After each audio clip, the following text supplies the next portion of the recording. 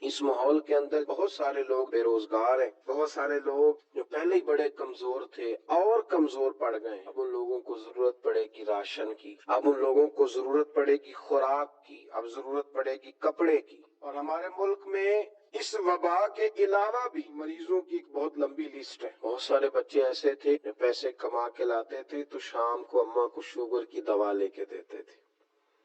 بہت سے بچے ایسے تھے جو پیسے کما کر کے لاتے تھے تو ساتھ اپنے ہارٹ پیشنٹ باپ کے لیے دوائی بھی لایا کرتے تھے۔ بہت سارے لوگ ایسے ہیں جنہیں دواؤں کی حاجت ہے، بہت سارے لوگ ایسے ہیں جنہیں نگہداشت کی ضرورت ہے۔ لوگوں کے گھروں میں راشن بھی پہنچائیں، لوگوں کا خیال بھی کریں۔ اور یہ جو سوشل میڈیا پہ ہوائیں چل رہی ہیں کہ جس کو ضرورت ہو تو وہ اس نمبر پہ رابطہ کرے، ہم جتنے لوگ ہیں، کیا مجھے نہیں پتا کہ میرے حلقہ احباب میں کون کون کمزور ہے، میرے خاندان میں، میرے رشتہ داروں میں کون آدمی ہے جس کو ضرورت ہے، میرے محلے میں کون ایسا آدمی ہے جو غربت کی چکی میں پس رہا ہے۔ اسی طرح آپ لوگ بھی جانتے ہیں کہ کون کون غریب ہے، تو میں خود لسٹ کیوں نہیں بناتا؟ میں کیوں اس شخص کی زبان سے کہلوانا چاہتا ہوں کہ مجھے کچھ دیا جائے؟ میں خود اس کے دروازے تک جا کے کیوں نہیں پہنچا کر کے آ جاتا؟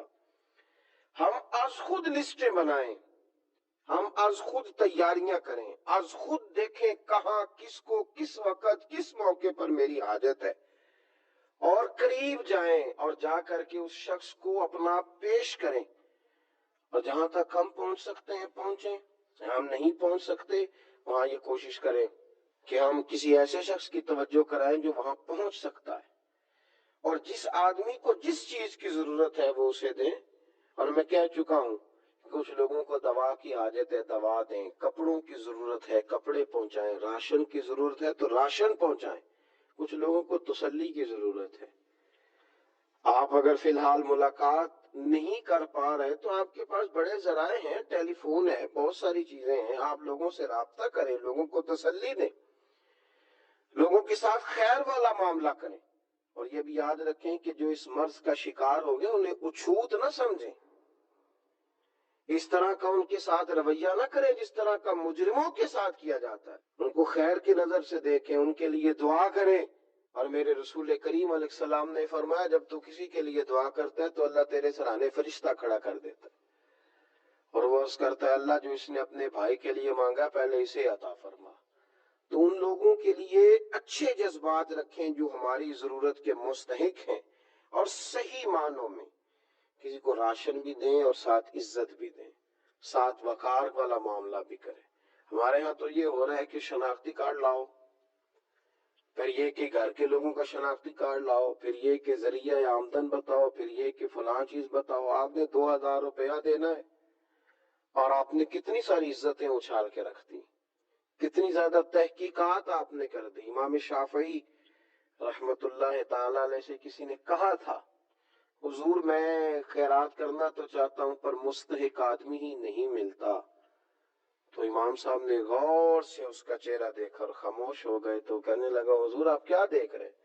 تو آپ فرمانے لگے میں سوچ رہا ہوں کہ تو ان چیزوں کا مستحق تھا جو اللہ نے تجھے دے دی، تیرا حق تھا ان چیزوں پہ، حالانکہ وہ سب جانتا ہے۔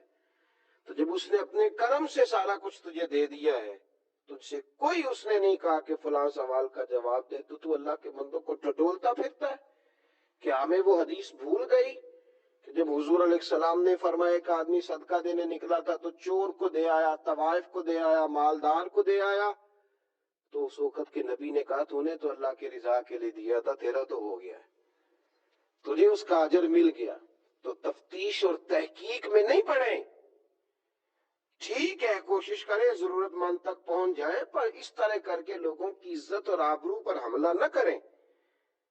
دیکھیں خود از خود محسوس کریں کہ کس کو آپ کی کتنی ضرورت ہے، اس لحاظ تک وہاں تک آپ خود پہنچیں۔